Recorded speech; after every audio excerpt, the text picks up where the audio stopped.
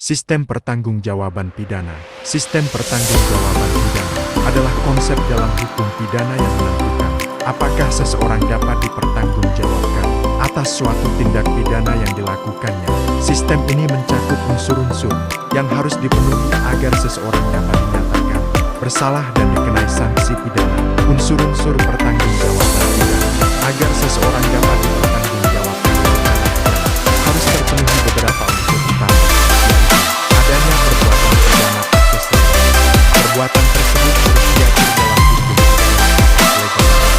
Harus ada tindakan baik berupa perbuatan aktif maupun kelalaian kesalahan pelaku memiliki unsur yang dapat berupa kesengajaan dolus atau kesalahan tanpa adanya kesalahan. Seseorang tidak dapat dipertanggungjawabkan. Kemampuan bertanggung jawab. Pelaku harus memiliki kesadaran dan kemampuan orang yang mengalami gangguan jiwa atau belum mencapai usia tertentu dapat dibebaskan dari pertanggungjawaban pidana. Tidak ada alasan pemaaf atau pembenar.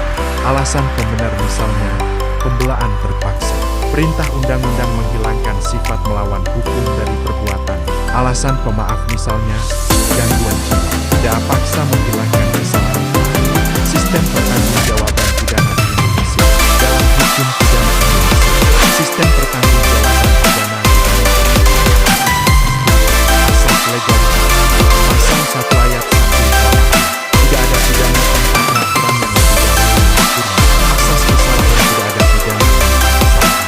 Asas individualitas pertanggungjawaban pidana bersifat tidak dapat dibebankan kepada orang lain. Jenis-jenis sistem pertanggungjawaban.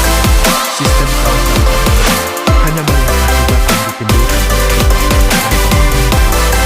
Sistem kesalahan murni hanya menitik beratkan pada kesalahan atau sistem campuran menggabungkan akibat yang banyak digunakan dalam sistem hukum modern termasuk di Indonesia.